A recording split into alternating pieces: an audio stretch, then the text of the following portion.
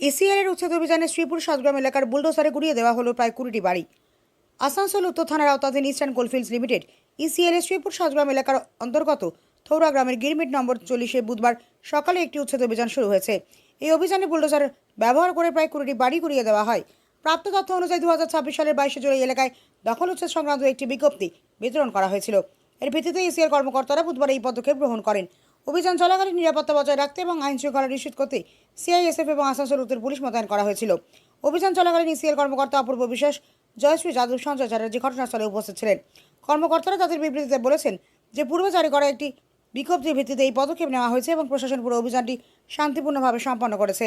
সাবধান সাবধান, এখন ইসিএল এর তরফ থেকে আসানসোল নর্থ পুলিশ এবং সিআইএসএফ এর সহায়তায় এই 40 ধাওড়া গিরমিট কলিয়ারির যেটা অ্যাবান্ডেন্ট কোয়ার্টার আছে সেটা ভাঙার চলবে। তো দয়া করে কেউ এর আশেপাশে থাকবেন না, কারণ ভাঙার সময় যে কোনো রকম দুর্ঘটনা ঘটতে পারে, তাই সবাইকে সাবধান করা হচ্ছে। আপনারা সাইড হয়ে যান এইখান থেকে। যদি কোনো দুর্ঘটনা ঘটে পরবর্তীকালে কিন্তু ইসিএল কর্তৃপক্ষ দায়ী থাকবে না, তাই আশেপাশে সবাইকে সাবধান করা হচ্ছে। আপনারা দয়া করে এই যে ব্লক আছে ভাঙা চলছে সেখান থেকে দূরে সরে যান।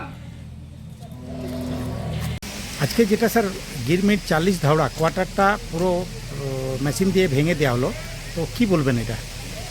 দেখুন, এই গিরমিট 40 ধাওড়ার যে NHS double story quarter total আছে 20টা কোয়ার্টার। এটা বিগত 4 বছর ধরে আমরা চেষ্টা করছিলাম যে এটাকে আমরা ডিমলিশ করবো, কারণ আনসেফ কন্ডিশন এবং অ্যাবান্ডন কন্ডিশন এটা আমরা অলরেডি মেনশন করেছিলাম। কিন্তু বহুবার চেষ্টা করা সত্ত্বেও আমরা কিন্তু খালি করতে পারিনি, কিছু লোক থেকেই গেছিল। তো আমাদের নতুন ম্যাডাম আসার পরে, নতুন ম্যাডামও এই ব্যাপারগুলোতে খুব অ্যাক্টিভ হয়েছেন। তো উনি আসার পরে আমরা ফির আন্ডারগ্রাউন্ড ওয়ার্ক শুরু করি। আমরা লাস্ট 10 দিন ধরে এটার পিছনে আমরা পড়েছিলাম। যে 4-5টা ফ্যামিলি ছিল তাদেরকে আমরা বুঝিয়ে শিফট করার ব্যবস্থা করেছি with the help of local people.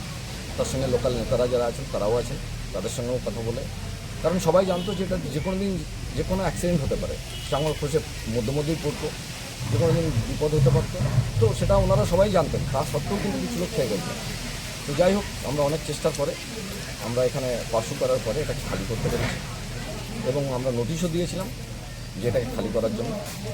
আর তার সাথে সাথে আসানসোল নর্থ পিএস, সেখানে আমরা জানিয়েছিলাম যে আজকে আমরা এটা ডেমোলিশ করব। Area security team north PS আমাদের বিশেষ করে আজকের জেসিপির একটা ব্যবস্থা করার দরকার ছিল, যেটা এজেন্ট সাহেব আর সঞ্জয় দা আমাদের সেটা করে দিয়েছেন। তো সঞ্জয় দা আমাদের সার্ভে অফিসার, তো ওনাদের সবারই চেষ্টাতে আজকে আমরা এটা সাকসেস হতে পেরেছি। স্যার এটা তো একদিনে ভাঙা যাবে না, এখন তো কন্টিনিউয়াস, তাহলে কদিন মোটামুটি লাগবে? না, এটা 2 দিনে ভেঙে দেবো আমরা, এটা 2 দিন লাগবে ম্যাক্সিমাম। আর এর সাথে সাথে আমাদের এরপরে ভাড়াতেও আছে কিছু, ভাড়া ওল্ড কলিয়ারিতে সি টাইপ বাংলো আছে, সেটার অবস্থাও খুব করুণ অবস্থা। সেটা তো বোধহয় 8টা বিল্ডিং আছে, মানে কোয়ার্টার আছে। তো সেটাকেও আমাদের নেক্সট টার্গেট হবে, সেটাকে যাতে আমরা ভাঙতে পারি। স্যার এখানে কটা কোয়ার্টার ছিল বললেন? 20টা ভেঙে দিচ্ছেন, এরপরে কি করা হবে এটাতে? এটা ভেঙে আমরা এই জায়গাটা একদম লেভেল করে দেবো, যাতে আপনার পরবর্তীকালে কেউ এখানে রিকনস্ট্রাকশন করে যেমন না থাকতে পারে, আমরা এটাই করব। আর এই কোয়ার্টারটা 20টা কোয়ার্টার অ্যাবান্ডান্ট ছিল, তো সেই অ্যাবান্ডান্ট থাকার জন্য যেসব আপনার আনঅথরাইজড পারসন এতে ছিল, সেগুলোর একটা আমাদের তাদের যদি কোনো অ্যাক্সিডেন্ট হতো তাহলে সেটা কোম্পানির পক্ষেও খারাপ, ওদের ফ্যামিলির পক্ষেও খারাপ।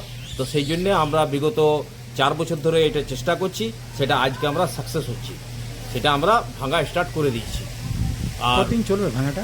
ভাঙাটা মোটামুটি 2 দিনের মধ্যে কমপ্লিট হয়ে যাবে।